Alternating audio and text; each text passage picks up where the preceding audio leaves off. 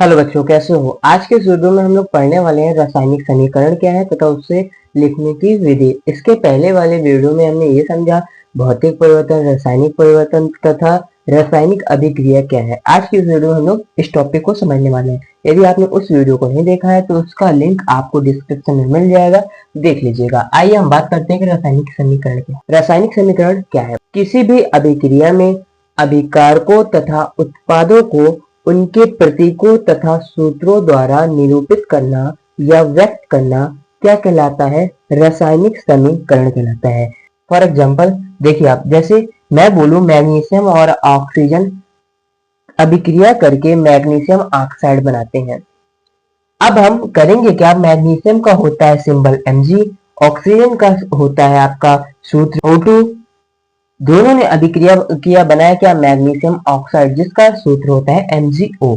अब हमने क्या किया, ये जो नाम लिखे हुए हैं हिंदी में, उसके प्रतीक, उसके सूत्र का उपयोग किया और हमने उसे एक रासायनिक समीकरण में लिख दिया, और ये आपका क्या कहलाता है?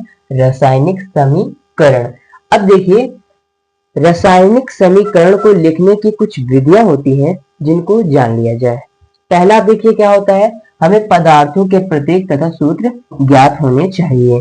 जैसे मैंने अभी मैग्नीशियम को Mg लिख दिया, तो मुझे पता था कि हाँ, मैग्नीशियम का सिंबल होता है Mg, तो हमने लिख दिया। ऑक्सीजन का सूत्र होता है आपका O2, तो मैंने लिख दिया। तो कहने का मतलब ये है कि आपको तत्वों के नाम तथा कुछ जो मूलभूत आपके यौगिक हैं उनके सूत्र याद होने चाहिए। दूसरा क्या हमारा, पदार्थों को सदैव अणु के रूप में लिखेंगे या पदार्थ सदैव अणु के रूप में रहेंगे। अब यहाँ आप देखिए, ये जो हमारा Mg है और O2 है, ये आपके एक अणु है।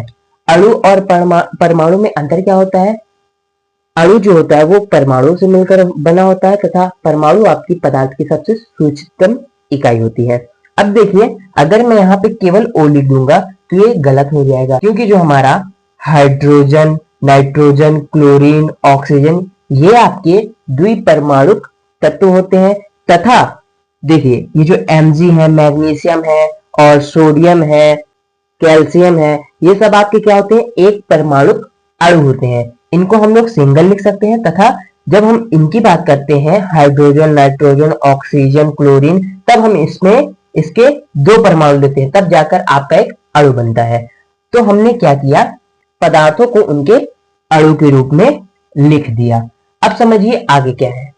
अभिकारकों के मध्य प्लस चिन्ह लगाकर एरो के बाईं ओर, मतलब कि देखिए, अभिकारक आपके यदि एक है तो प्लस लगाने का कोई मतलब नहीं है, तथा अभिकारक अगर दो है या उससे अधिक है तो उनके मध्य हम प्लस का साइन लगाएंगे, तथा हम ये वाला चिन्ह लगाकर उसके बाईं ओर अभिकारक को लिखेंगे तथा इस चिन्ह के दाईं ओर प्राप्त उत्पाद को लिखेंगे। वो है आपका तीसरा नियम। अब देखिए यहाँ पे चौथा क्या है, अभिक्रिया उत्क्रमणीय होने पर चिन्ह, मतलब कि इस चिन्ह का प्रयोग करते हैं। उत्क्रमणीय होने का क्या मतलब है?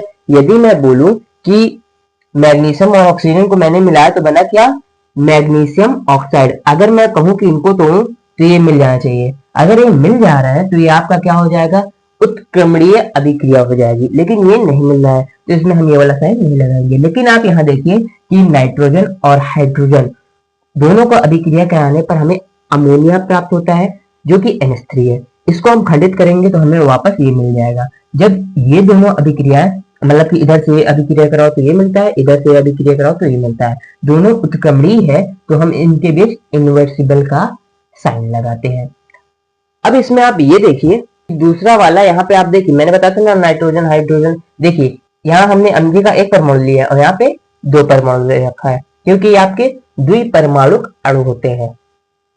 आशा करता हूं कि आपको समझ में आया होगा रासायनिक समीकरण तथा उसे लिखने की विधि।